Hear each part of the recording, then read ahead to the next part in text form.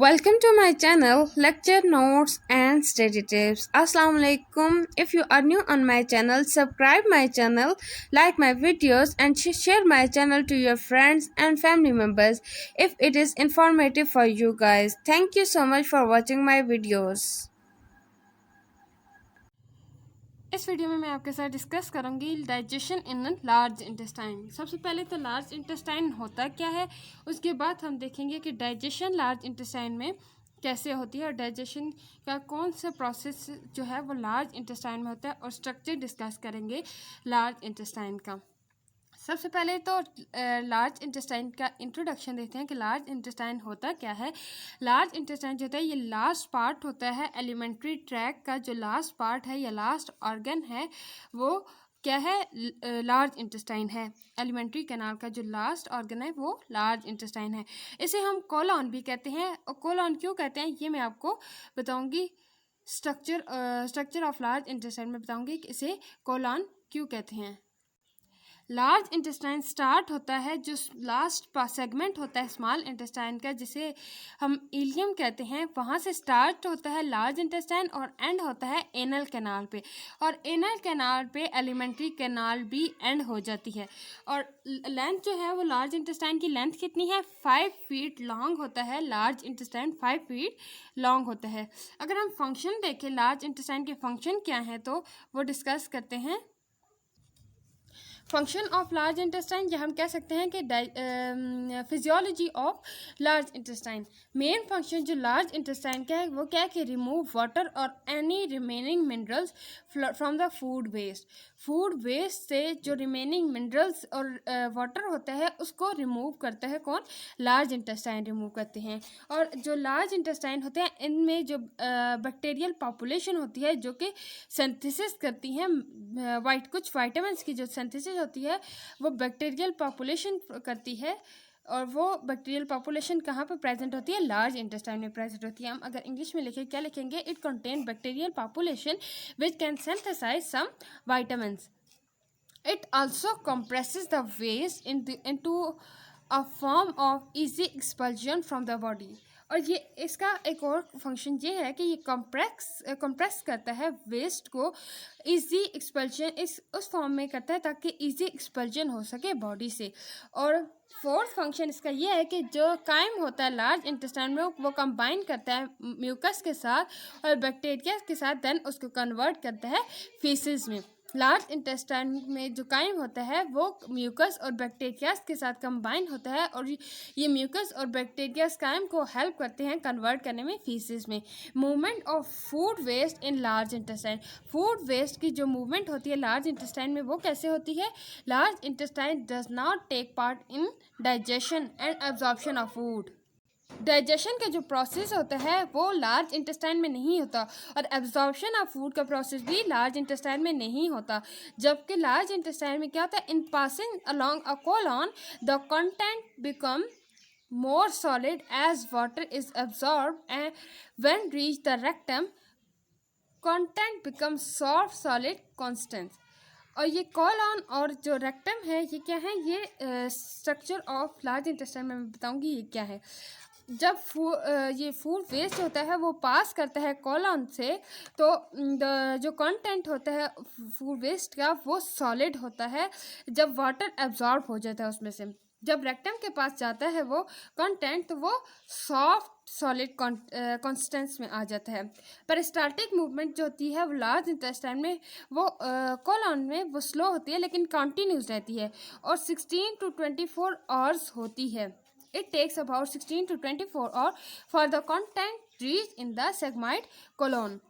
ये कितना टाइम लेती है, 16 to 24 आवर्स लगते हैं कि वो जो कंटेंट होता है वो सिग्माइड कोलोन तक पहुंचता है। और वेस्ट कंटेंट जो होता है वो पुश करता है, पेरिस्टाल्टिक मूवमेंट जो होती है वो पुश करती है किधर, रेक्टम की तरफ, ताकि इनिशिएट किसको, a desire of defecate. Structure अगर हम देखें लार्ज इंटेस्टाइन का स्ट्रक्चर क्या है, लार्ज इंटेस्टाइन के 3 पार्ट्स हैं।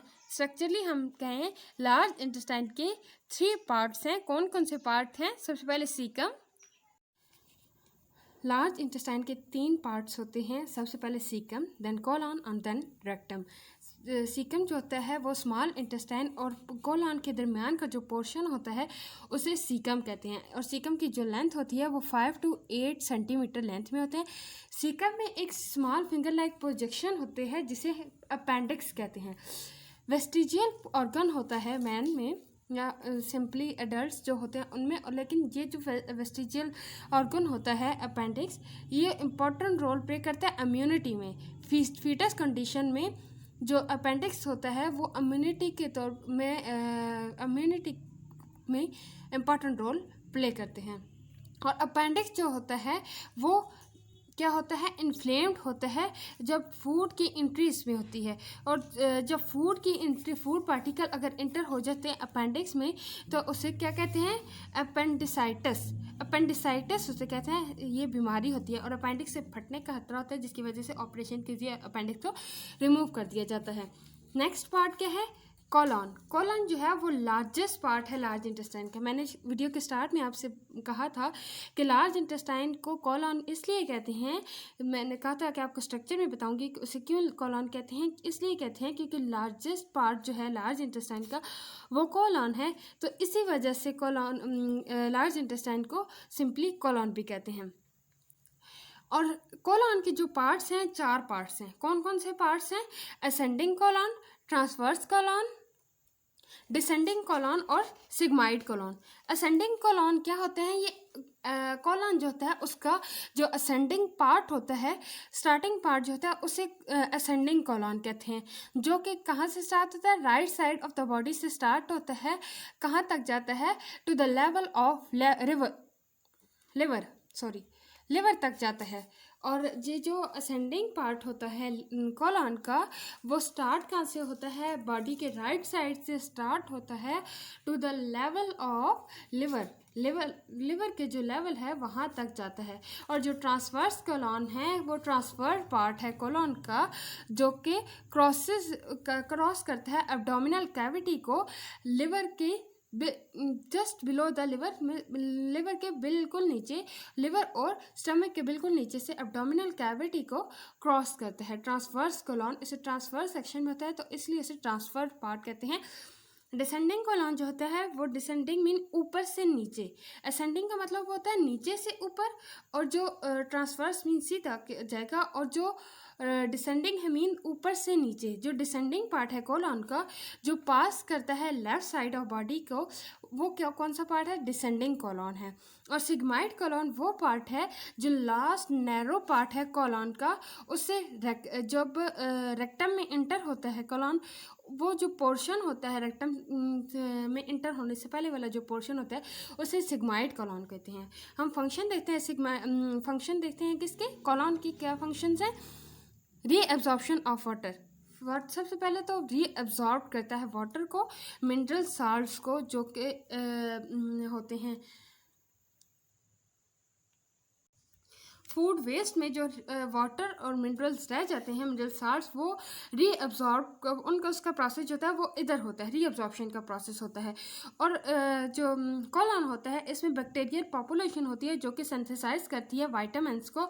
स्पेशली कौन सा वाइटामिन है, विटामिन के को सिंथेसाइज करती है, जो कि किस में एब्जॉर्ब होता है, ब्लड में एब्जॉर्ब होता है। कॉलन का क्या फंक्शन है कि ये एब्जॉर्ब करता है वाटर को और मिनरल्स को, रीअब्जॉर्ब करता है वाटर और मिनरल साल्ट को।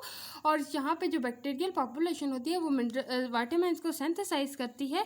और स्पेशली कौन सा विटामिन को सिंथेसाइज करती है, विटामिन के को सिंथेसाइज करता है, जो कि एब्जॉर्ब होता है ब्लड में। थर्ड पार्ट जो आता है लार्ज इंटेस्टाइन का, वो कौन सा पार्ट है, रेक्टम। अब रेक्टम को स्टडी करते हैं। रेक्टम में क्या होता है, लार्ज इंटेस्टाइन का जो लास्ट पार्ट होता है वो रेक्टम होता है, और इसकी जो लेंथ होती है वो 21 to 23 सेंटीमीटर ये लॉन्ग होते हैं।